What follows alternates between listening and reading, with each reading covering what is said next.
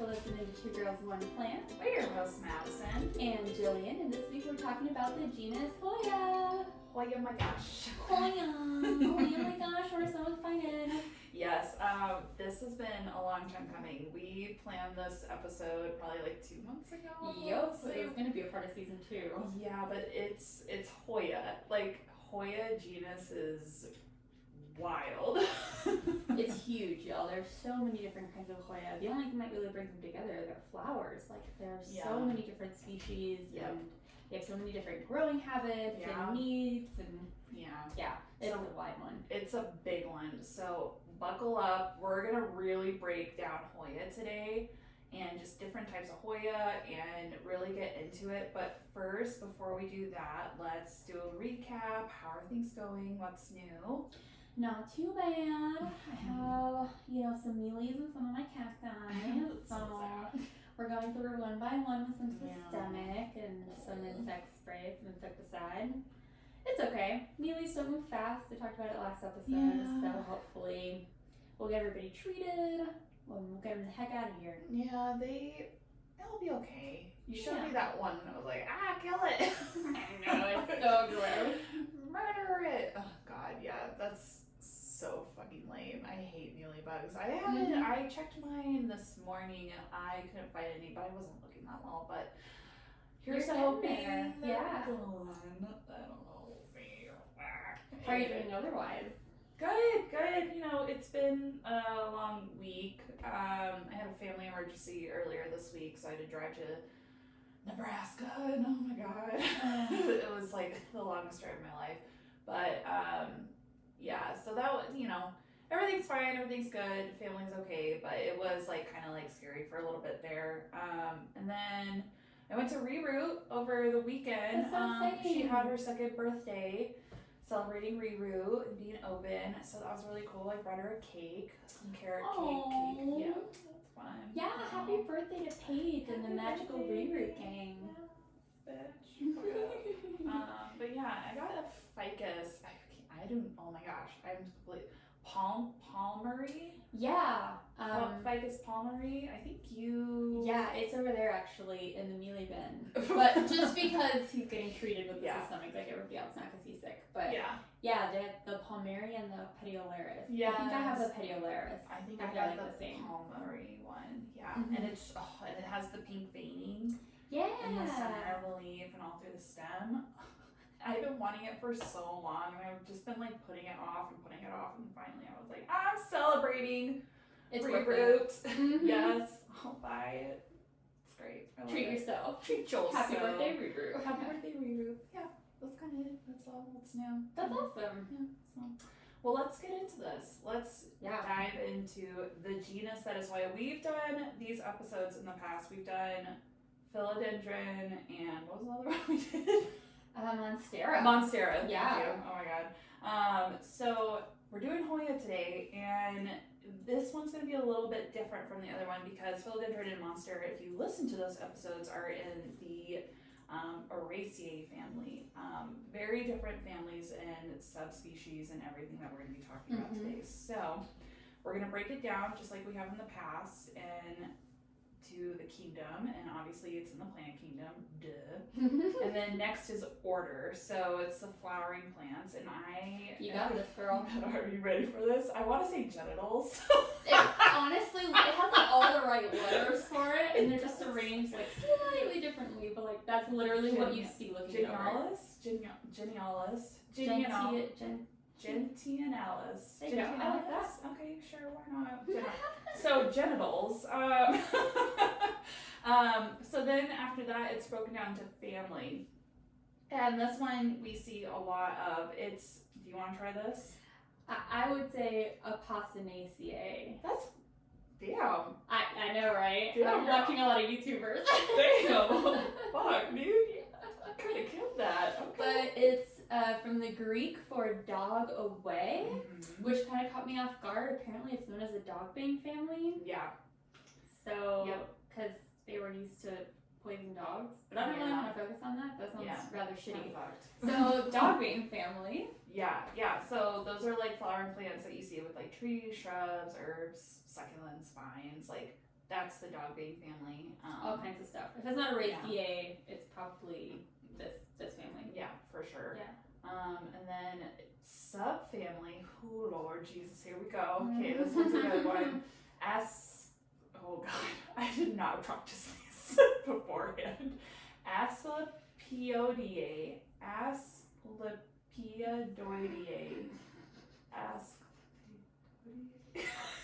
It's rough. And I just heard like a whole podcast episode on this. Oh my God.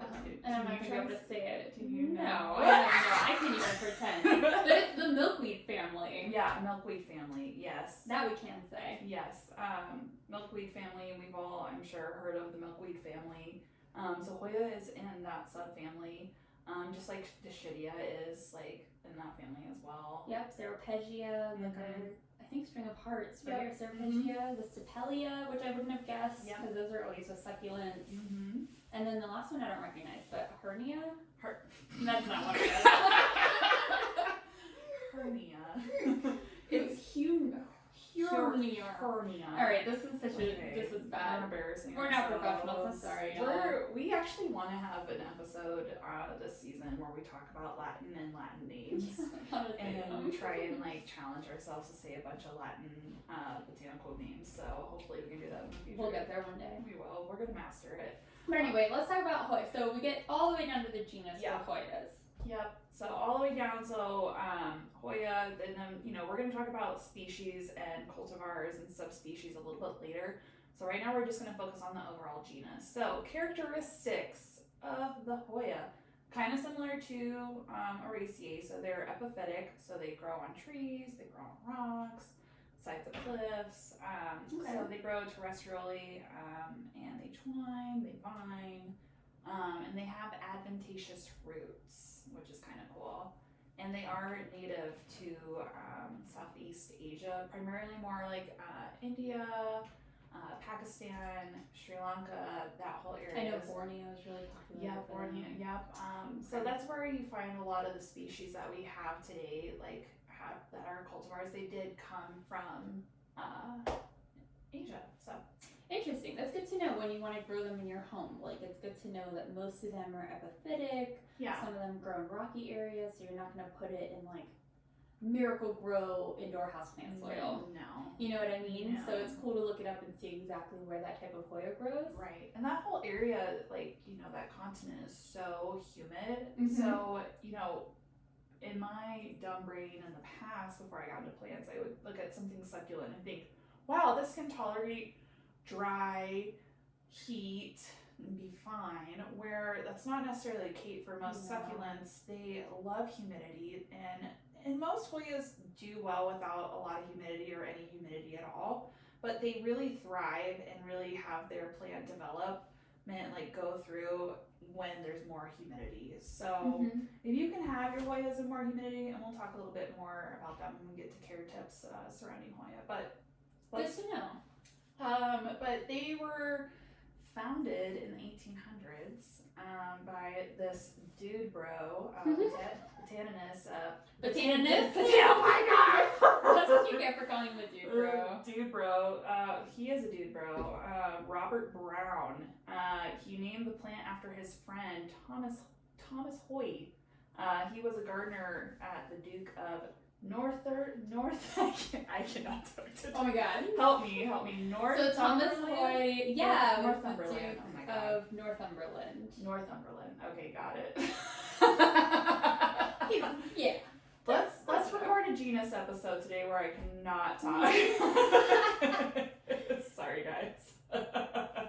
Actually, sorry, not sorry.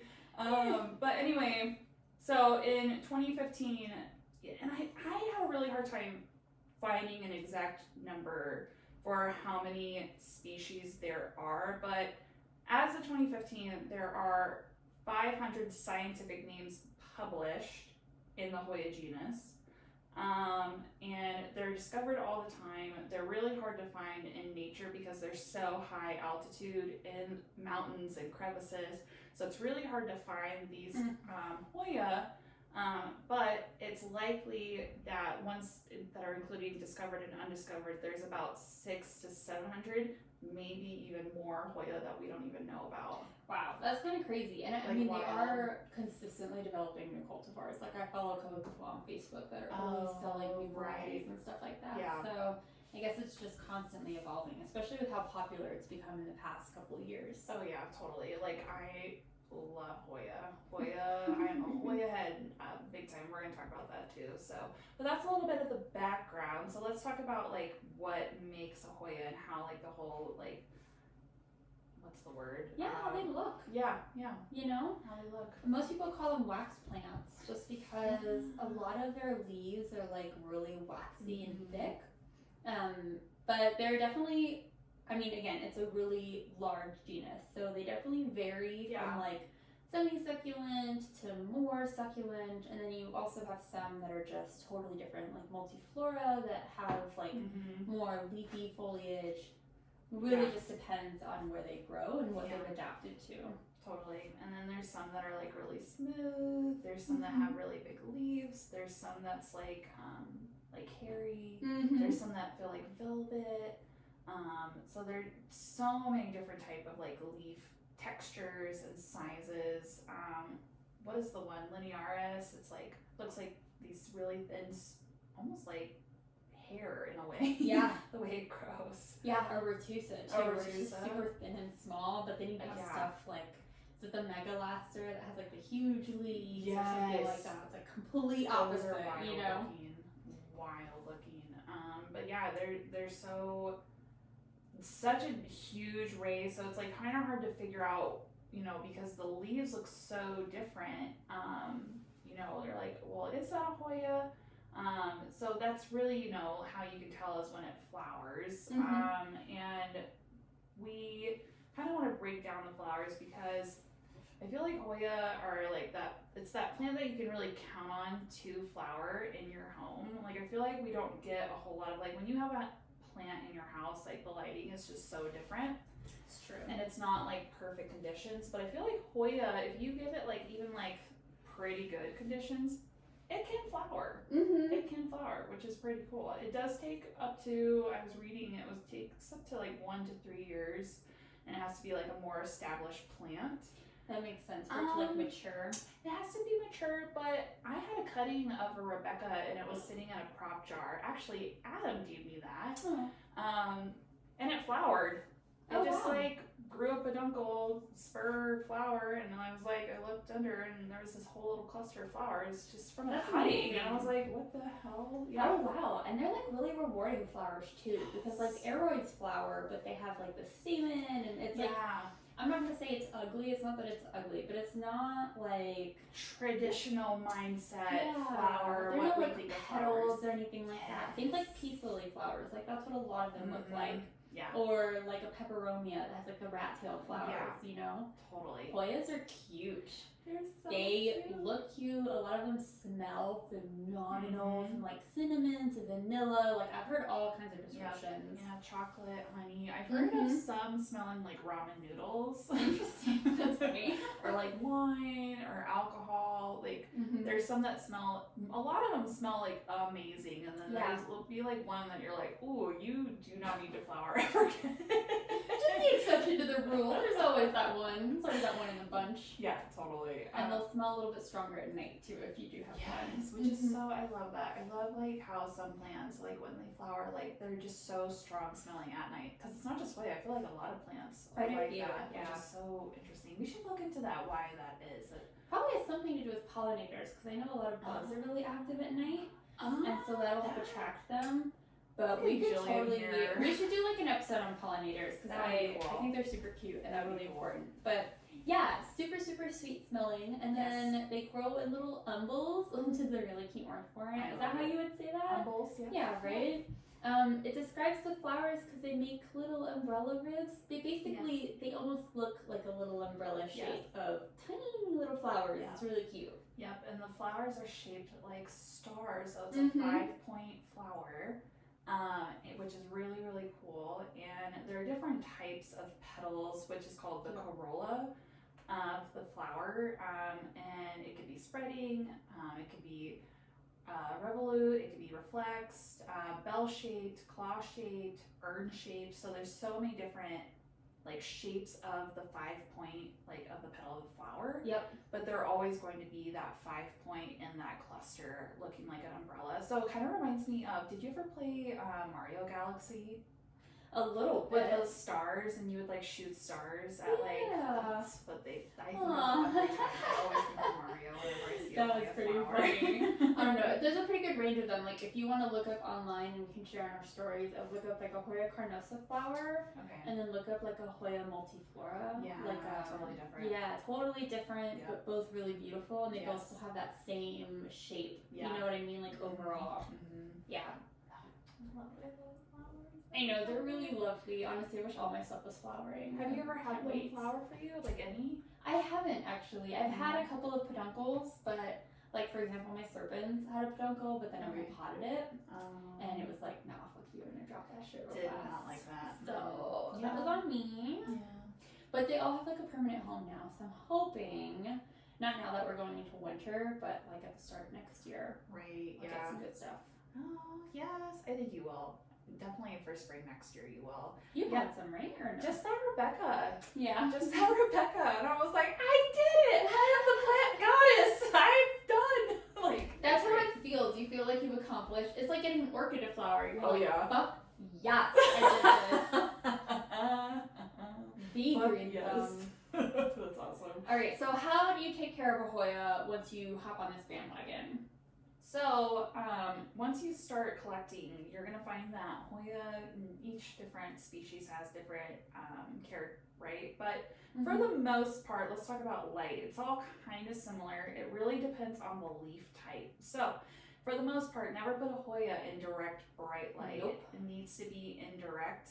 If you put it directly in light in like a west-facing window, like it's gonna break down that chlorophyll and the leaves really fast, and the plant's gonna die. So don't do that. So remember, they're epiphytic. They live in the canopies, so they get a little bit more shade. So definitely bright and direct. They do great under grow lights. I have mine under grow lights, and they grow like crazy. And you could have them in a south-facing window. It could be a north, like it really just depends on how close you have it to the window. But for the most part, like they're pretty happy wherever you put them, and like you can really adjust and like make the Hoya happy, in my opinion. Yeah, just keep an eye on it. Like Yeah. if you're in Denver, remember that like southwest facing light is gonna be really harsh. So you don't want like direct afternoon sun, but you can probably get away with like a little bit of direct morning sun, for example. Like you're gonna want to just kind of find the right spot for it in your home, nothing too harsh, but still like regularly lit for a few hours. Yeah. I think that's fair. I think that's perfect, yeah.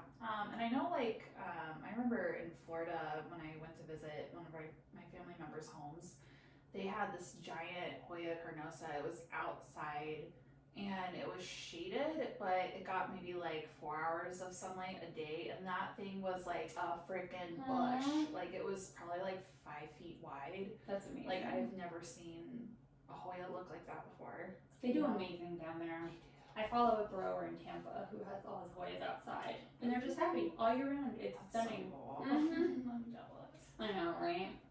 Let's talk about potting in soil with our Hoya friends. Right, because we mentioned like not really doing like a super compact indoor houseplant soil. So instead, what should you use?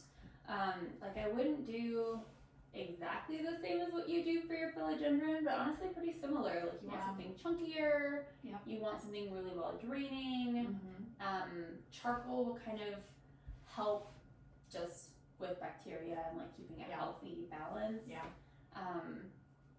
Honestly, most of my Hoya I think are in like a 50-50 cactus mix and perlite mix. Yeah, that's perfect. You know? Yeah, it doesn't need to be anything too crazy. As long as it's really well draining, like. Yeah, that's like perfect. They like it to be draining for sure. And they like sweeter soil, you know, so that means is they like it to be a little bit more on the alkaline side.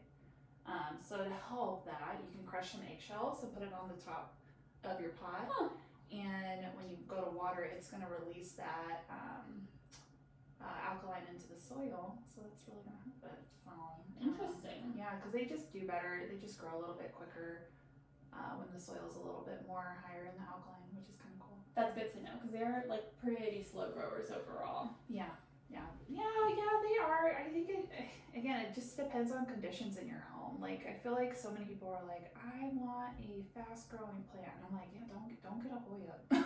No, once they get established, they're pretty good, but like they take a little bit to get It established. takes a while. Yeah. Yeah, my Carnosa finally is like growing like gangbusters, and I've had that thing for like a year and a half, so it takes a while. Yeah, they just want to be comfortable. Yeah.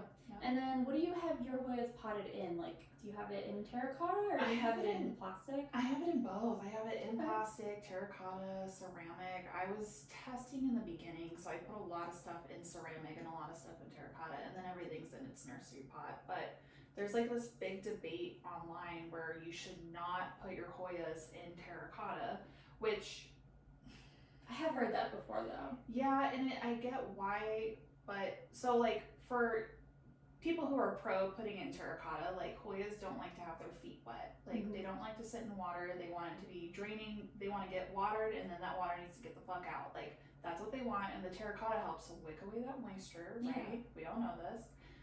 But what can happen is terracotta is porous. So Hoya roots are so tiny and so fine that they can creep into the porous part of your terracotta. So when it comes to like time to repot them, you might do some root damage in the process. It doesn't always happen, but you know, Hoya like to be root bound. They like to sit in their pot. They like to be in their pot for long periods of time.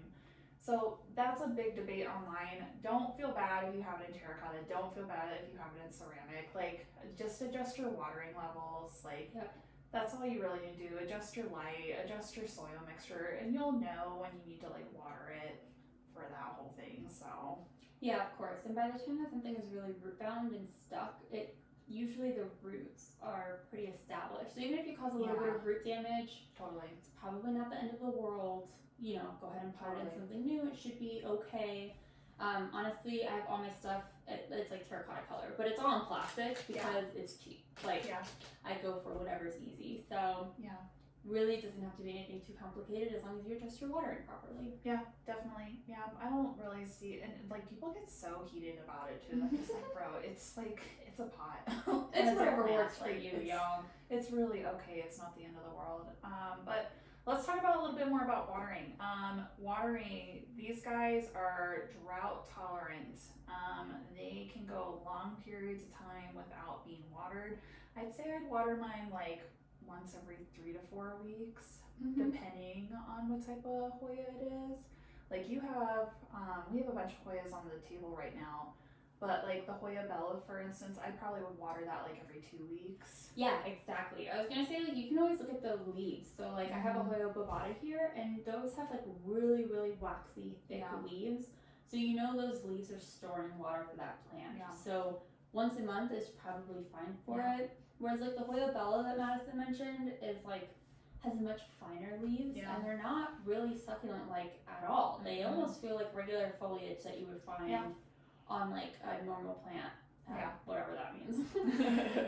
But like it's gonna require a little more water because it's not storing it in those leaves. So a couple weeks is good. Yeah, it's not as like hardy and like woody stemmed as like your Avovada is really. So yeah, you can tell looking at them kind of how it grows, even if you don't do too much research on where it grows. Right. Like you can kind of look at it and tell how tolerant it's gonna be. Right, and like when it gets to like flowering season too, like typically you want to withhold watering if you think it's going to flower for about 4 to 5 weeks. Because if you're like watering like while it's trying to flower, it's not going to flower. So if you want that to happen and it's flowering and you notice a peduncle, like pull back the watering. Just ignore it a little bit. Just ignore it. Give it some daddy issues. It will be fine. Like that's good to know. And it will flower. It will be better. I don't know. And it's fun to try and like test that out. But definitely, like if you want your guys to flower, like try and withhold watering for a little bit if you see those peduncles. But yeah. So and then we talked a little bit about humidity. They grow faster, obviously, all plants do, you know, when they have a little bit more humidity. But they develop these things, they're called the tendrils, and it's like these little, like, I don't know if you have any, I think your pubic calyx does. No? He's got a little growth point. Yeah. maybe I see your serpents over there. He might have some tendrils, but anyway, Probably does. tendrils just develop more and they root more when they're in higher humidity. So which is kind of cool. So they kind of wrap, and once they're like a developed tendril, then the leaves can become established and grow out on the tendril, which is really cool. So that's your motor. And then fertilize. How often do you fertilize your Hoyas? Probably not often enough because I'm really lazy about it. But during the growing season, I was trying to hit like once a month-ish. That's good. Yeah. Yeah, I think that's plenty for these guys. You could do it twice a month. I think once a month is like perfect because they are like that, again, that succulent kind of guy, which succulents don't need to be fertilized too much. But you can definitely give it like a fertilizer that is like a bloom blaster for like helping it flower. So again, if you see that peduncle, don't water it, but you can definitely like fertilize it leading up to it, and then like don't water it for like 4 to 5 weeks. Let's have a little pop quiz real quick. So if you listen to us talk about fertilizer way back in season 2, what is the product or the ingredient found in fertilizer that helps with blooming? Ooh, you know, I have to cheat. I'm a cheater. I have no idea. Go ahead. So, phosphorus will help you. Yes. And I think it's the first number, isn't it? Or no? Which No, number it's is the it? third. The third. Okay, I was The totally third wrong. number. The third number. So you Yeah. want a really high third number. Yes. Yeah. Because that means it's high in phosphorus. Yep. That's true. And then pruning. You want to talk a little bit about pruning?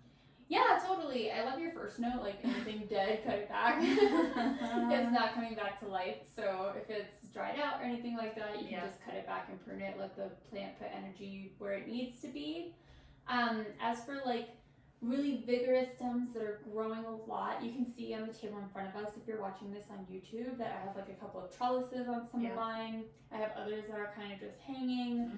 So it's really up to you how you want them to grow. A lot of them are epiphytic, so they appreciate a trellis or a moss pole, just like a lot of your aeroids. But of course, you can always just kind of let them hang. I would say the only real exception is like, I'm not gonna remember the name now, but stuff like the ant plant one, that like shingling Hoyas essentially. Yeah. You know, like those you want mounted because they're just gonna grow the way they want to. Yep, for sure. What else? What else should they be doing pruning wise? So, you do not want to cut the peduncle. God, no. Even if there are no leaves on it and it looks stummy. Do it. Even if it's just like a 12-inch stick, do not cut the peduncle. KISS. Keep it simple, stupid. Like, don't do it. Like, it was pretty much when you do that, like, that's where the flower is going to come from. So you're not giving your Hoya a chance to bloom and like put all that wonderful energy into blooming. So and it will if you keep it, like, it will bloom year after year. So don't ever cut the peduncle even after it blooms. Keep it. It's the stem of the inflorescence, which I don't know. Sorry, I was looking to see if I really don't think I have any on yours. Yeah, but it's but yeah, so don't do it. It's like not good for your plant. Your plant it won't die, but like it'll just be sad. Like that's his like whole life. He just wants to flower. And you want the flower, like you want to enjoy it. So don't do it. Be very careful about where you're cutting. Yeah, for sure. However, they are easy to propagate. So if you do want to cut to propagate, you're looking for nodes, just like you are on any other type of plant. So just look up the vine, see where leaves are growing. That's usually where you can find a node, and just cut right below that. Typically, people put them in like sphagnum moss, something like a bag, something with really high humidity and just enough moisture to encourage it to grow and root. So honestly, just like an aeroid, like a wet stick. Yep. Yeah, pretty much. You can also put it in water. You can put it directly in soil if you want. They are a little bit harder to root if it is a woodier stem or woodier node. So just be careful of that. It does take a little bit longer. So for those, put it in a spag bag. But you're like, I have a macrophylla, I have that Rebecca and Lacanosa sitting in water, and they're like rooting fantastically. I have a Bella in water that's doing amazing. Yeah, actually I have a Curtsy in water right now, and a Carnosa, which I mean a Carnosa is gonna root in just about anything, but yeah, they're really easygoing, and honestly, that's I think part of the reason they've grown so much in popularity is because they are easy to prop and they're easy to share with others. So you don't necessarily have to spend a bunch of money to buy rare Hoyas. It's the type of thing where you can offer to trade nodes with other people to just flesh out your collection and help them flesh out theirs. So definitely easy to propagate, easy to share with other people, and easy to become obsessed with very quickly. Yeah. Totally. So Madison, what are your favorite kind of Hoyas? Like favorites? So like my favorites that I own, that I am obsessed with, like that I just cannot get enough of, is I have this beautiful macrophylla that I got from Reroot, and it's just taking off. It has tendrils, it's growing all these little leaves, it has nectar along the tendrils, like it's gorgeous. And it's a variegated macrophylla too. They're really pretty. They're so, oh my gosh, it's so pretty. And then I have this giant Carnosa leaves. So they're like multiple cuttings, but they're like 4 to 6 inch long Carnosa leaves that I got for free at this plant event we went to. I got a globulosa that I'm obsessed with from the Colorado Plant Plows event that we hosted. I got it from that. Is that from Tanya? Oh, she's the best. She's great Hoyas. She's the best. She's Planted Oasis on Instagram. She has a great Hoya collection. Great Hoya. Just collection in general. Yeah, she honestly. is plant god. And then I have a Royal Hawaiian Pubicalix that I got from Amanda. And it's a cutting, but when it grows new leaves, it's purple. Aww. And it's just like, I love it so much. It's been in water for like more than a year now.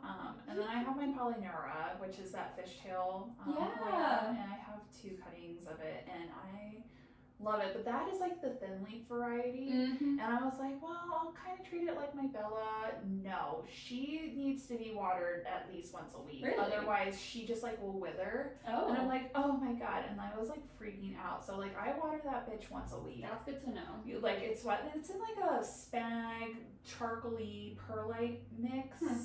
It's not necessarily like any type of soil. So I think that might be why, so it dries out a little bit quicker, but I definitely do water that bitch once a week. Like good to she know. needs it. So what are your faves? She's on my wish list. I mean, like personal faves that I own. Yes. I absolutely love my Hoya australis Lisa. It's really beautiful. Yes. Every leaf is different. Yeah, they are. Just a little bit of fuzz to it, which is really, really cute. And then I also love like the Matilde and the Serpents. I just like circular, like fuzzy Hoya. Yes. They're so cute. Oh my gosh, I love them. I also really love my Sigillatus, which is another one that I actually got from Tanya too. Aww. But it's not that big yet, so I'm waiting for it to start to grow a little bit. And then there are definitely a few that are kind of like on my wish list that I'd love seeing pictures of, but I don't own. Which would be like, there are a few Carnosa varieties that are kind of amazing. Like, the Wilbur Graves, the Great Ghost, the Jody Silver. So I'll let it go because I know we're going to talk about different types of Hoya and we're going to get into some of these. So, but those are probably some of my favorites. Those are good ones. You like the round ones, okay? I'm going to remember I love little round fuzzy things. So let's talk common, so we talk about this every episode when we get into species, and we're talking more so about like what's in our area, what we have common in our area, what we see online always, what we see in our nurseries always. So this is like Denver, Colorado. So if you're like, I never see these, or if like we get to like more rare or uncommon, you're like, I see these all the time, like, okay, I'm sorry, like good for you, buy one and send it to me. We'll trade some cuttings or commons for your uncommons. Yes, exactly. So we kind of broke it down. It's like it can kind of go back and forth a little bit with common to uncommon. But let's start with common and what we have listed. Obviously, Carnosa. Hoya carnosas are super common. That includes like your crimson queens and princesses, and just your basic like carnosa splashes and whatnot. She is the HBIC head bitch in charge of the Hoya family for sure. Pubic calyx. Super duper common, and again, like with carnosa and pubic calyx, there are a million varieties, but we're kind of talking about like the most basic, like just green or maybe a little bit of splash that you can find at like your big box stores. Totally. Carrie is another one. I feel like Carrie was a hard one to find for a little bit. Yeah. But now I see them everywhere all the time. Let's talk about the single leaves real quick. I was going to say the single leaves are definitely a lot more popular, and they're very seasonal, so they come out a lot around Valentine's Day. Yep.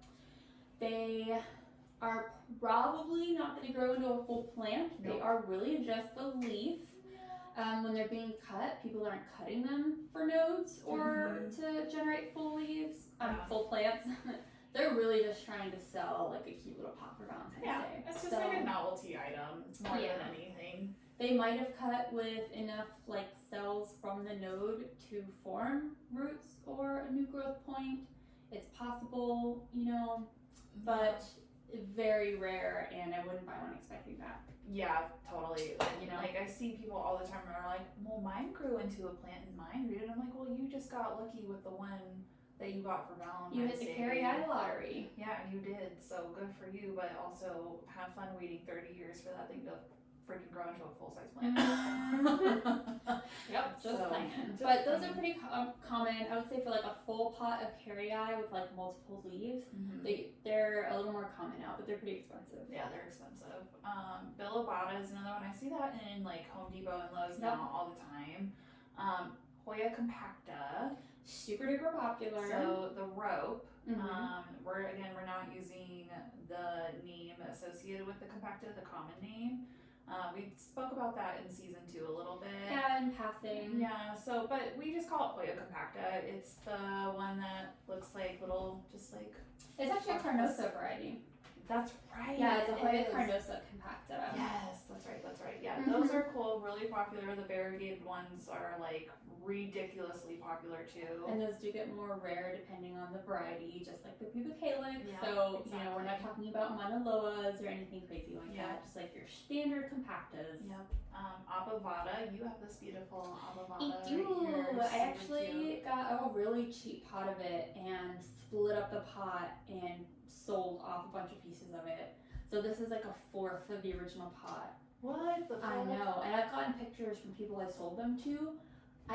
Just good genes, man. They've all grown like gangbusters. It's so easy to grow. I love it.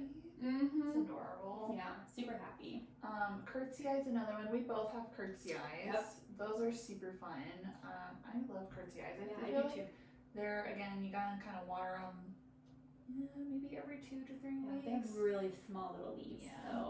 And I would say that it used to be a little more uncommon. They just started getting carried in big box stores this year. Just started, yeah. Chelsea is another one. Yeah. I love my Hoya Chelsea. That is a bad bitch. Kentiana is another one. You have, that one's a Kentiana, right? That you have? I think it's a Kentiana variegata, I think so. And I got it at like a nursery pretty extensively. I have the hardest time, and I should have made a note of this. Kentiana, Whitey-eye, and Shepherdii. Wyetii. Yeah. What is the...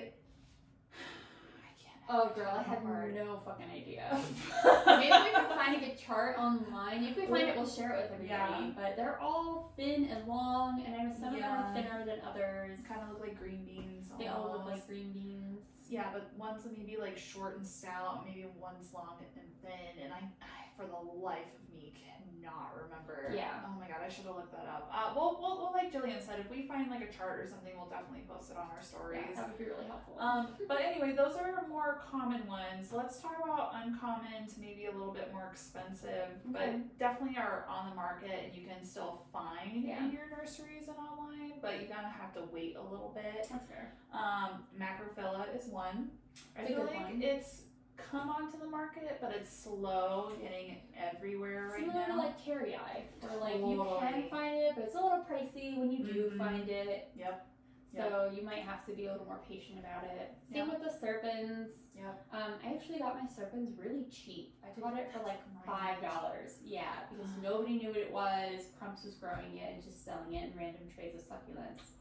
But now if you look up cuttings, they're like mad expensive. So expensive. So yeah, it kind of sucks. There's just a really big market for them. So cool. I want one so bad. It's been on my wish list for probably like more than a year. Like I just cannot get my hands on one, but I'll just appreciate yours from afar. we'll share some cuttings eventually once it gets a little bigger. Yes. Hoya Matilde, I don't have one. Do you have one? I have one. I only have 2 nodes worth. She's right over there. Okay. And that one was from Tanya that I got at the Plant Pal sale. So yeah, total baby, and she wasn't like super cheap. It was like $10 a node. So not crazy, but like not the cheapest either. Yeah, definitely. Australis is another one. They're definitely in the nurseries here, but again, you gotta have to wait for them a little bit. Australis Lisa, that one is good luck. Yeah, it's really hard to find. Again, I found that one on a fluke from Crumps in a random tray of succulents. I got mine for like $5. Nice. But pretty much on her, like you really have to keep your eyes peeled for it, and you have to be buying it from somebody that like doesn't recognize what it is and isn't selling it as a rare Hoya. You know what I mean? Like I bought it in like a random tray of succulents, so they had no idea what they were selling. Oh my gosh, jealous. But yeah, that would be the best way to find it, or to like trade cuttings with somebody. Because otherwise it's pretty tough to find. It is. I got mine, somebody didn't know what it was at a plant swap, and I just thought it was like, I didn't realize it was Australis Lisa. I thought it was just like a variegated type of Hoya, but it is definitely a Lisa. And then we just swapped it, and she was like, I don't want this. I'm like, okay, I'll take it. Shit. Okay. If you say so. Alright. And then Linearis is another one. And then the Retusa, we kind of talked about those. I feel like Retusas have come onto our market, but they're still like kind of hard to still find. I don't know. I've seen a couple of people mention online that they're seeing them at big box stores, but I'm not seeing them in my big box stores. Yeah, Nick's Gardens has them. Do they really? They have a ton of them. They have like 4 to 6 inch pots. Like, let's go to Nick's. But it literally feels like grass. Like really? It's like you could like bend it like grass. Like it is so much the texture of grass, and I'm just like, I have grass now in my apartment. Do you have to water it more? Yeah, I water it like once a week, or I just wait till it like kind of gets like kind of shriveled, and then I water it, and it is like totally fine. Okay, that's good to know. And then you have a Bella. Bella's another one.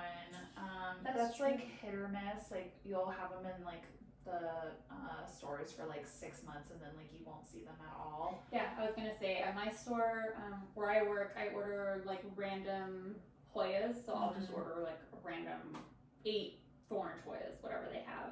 Right. And for a couple of weeks in a row, they sent me Bellas. So I got my Bella really cheap from my garden center, but it was kind of on a fluke. Like it's something that they'll have for a little bit, and then they'll trade it out for carnosas, and then they'll trade it out for something else. So like, kind of just have to keep your eyes peeled for it and snag it when you see it. Okay, that's good to know. But it wasn't super expensive, just hard to find. Yeah, hard to find. Multifloras. Listen, I have a confession to make. I don't know. When I first saw the multiflora, I was not in love with it. Oh, it's a super underwhelming looking plant. I just was not. It's for the flowers. It is for the flowers. Like I wasn't in love with it. I just did not like it. But now I want one, and I can't find them anywhere. And they used to be everywhere. And I don't know if it's because of the season or if I'm just missing it and I'm just not going out as much. But I want a multiflora now. No, it's true. I saw a couple last year, but I don't think I've seen any this year yet. No. I think I saw one early spring, like at Nick's, but like that was it. So I've like turned the page. I'm turned the corner, and I kind of want a multiflora now. It is honestly like if you saw it at a garden center and you didn't know what it was, you would walk right by it. Yeah. Like you would never know that it's a Hoya variety. It's like very. Yeah, it does not look like a Hoya at all. No, at all. It's so weird. It looks like it'd be related to like a peace lily or something. Yeah. It's totally different. Totally. If it didn't have its flowers, you would like think it was something like that. Totally. Yeah, totally. And then we also have Lacanosa and then Rebecca, and those are some other uncommon ones. Let's get into rare.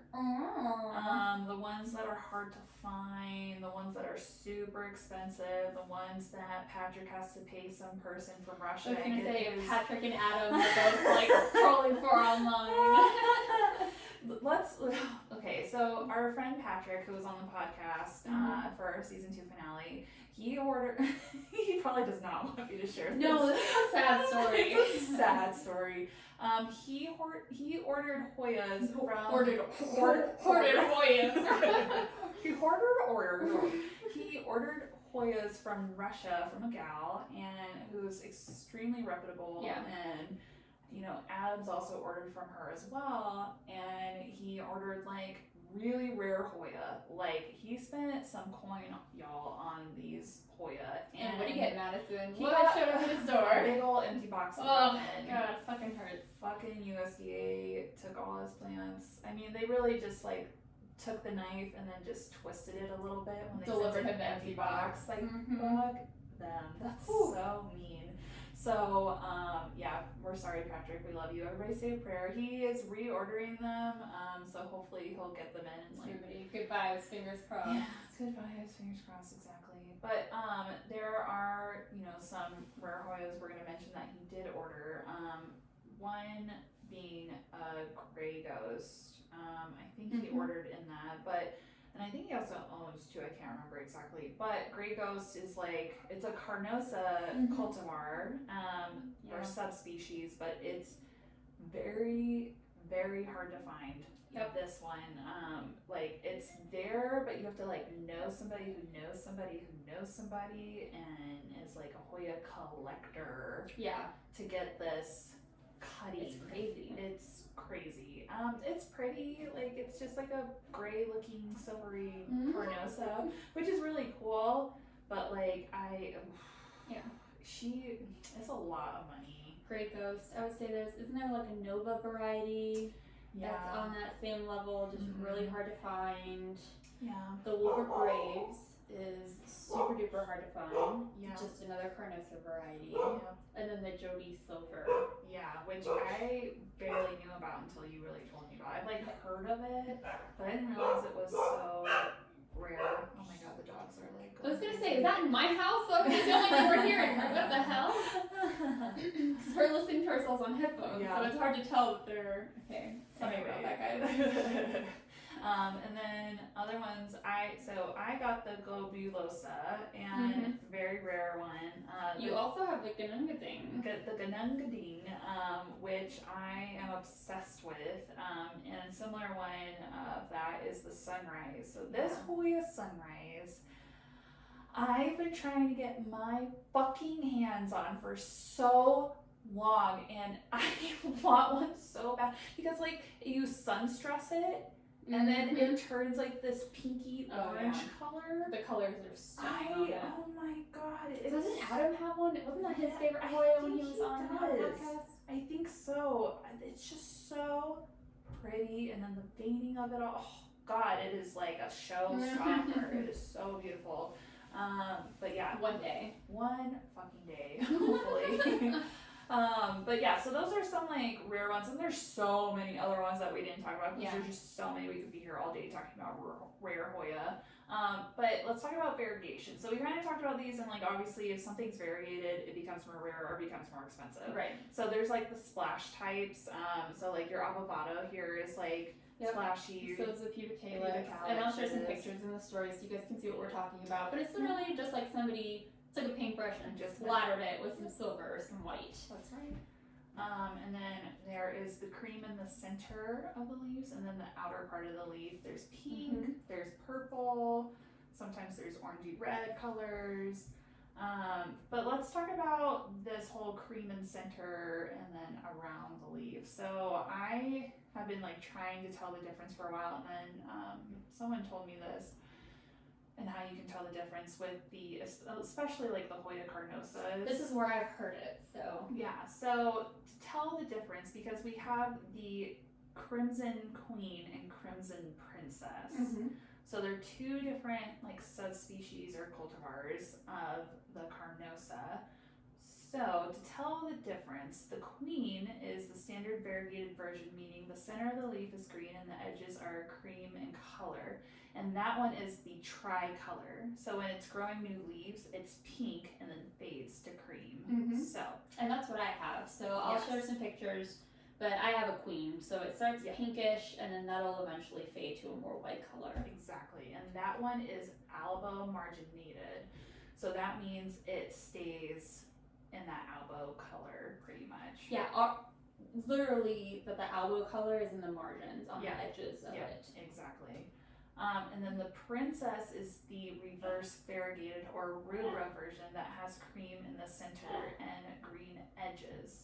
So you'll find that many Hoyas are in fact, and other plants will have these two variations. So like Hoya carrii is another really great example where like you'll see it either reversed or non-reversed pretty much. Yeah, so I didn't know this. So everybody uses the kind of common phrase is a queen wears white on her crown and a princess wears white on her gown.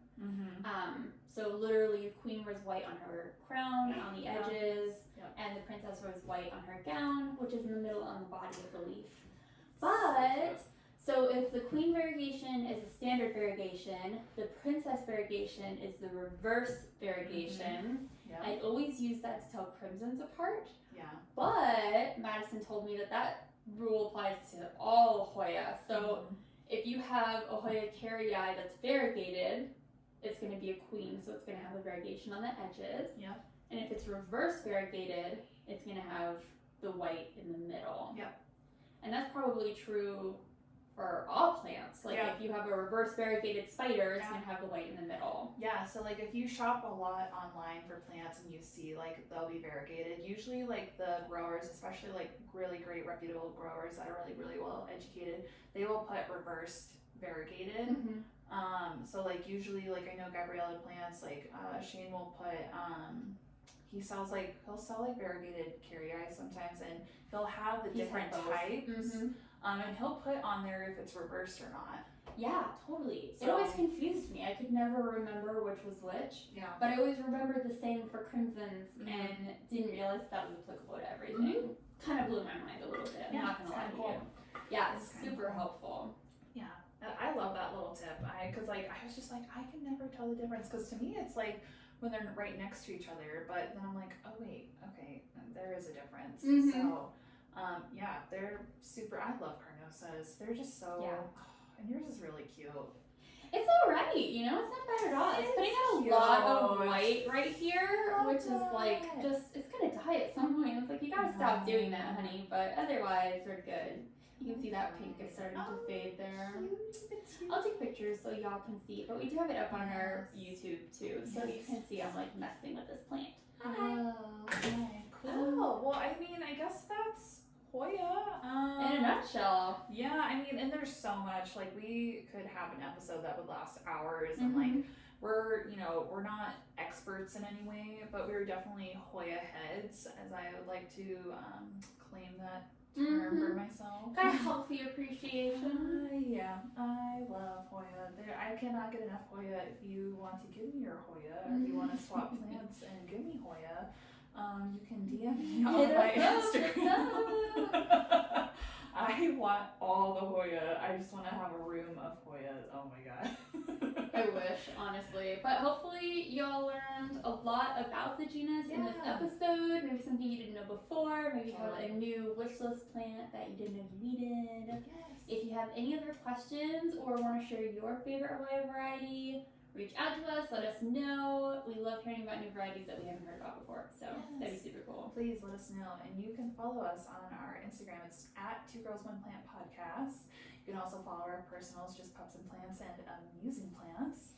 By the way, thank you to everybody who does follow our Instagram, because we passed 1,000 followers recently, which was really fun, because that's nothing I've ever done before to my platform. Super cool. Yeah, super cool. Thank you all for being there. Yeah, so if you do follow us, thanks. And if you don't, go join all the other cool people that already do. Yeah, and our Kickstarter, hopefully by this episode, it was supposed to come out on our season 1, our episode 1 opener, but Sadly, Kickstarter is taking forever to approve the Kickstarter that I posted. So hopefully I'm pretty sure when this episode comes out, it will definitely be out. So if you can donate, that would be awesome. We are trying to raise money to pay off all this beautiful equipment that we got for the podcast and to make the audio and the production just so much more chef's kiss better. Of course. So please, if you can, donate to that.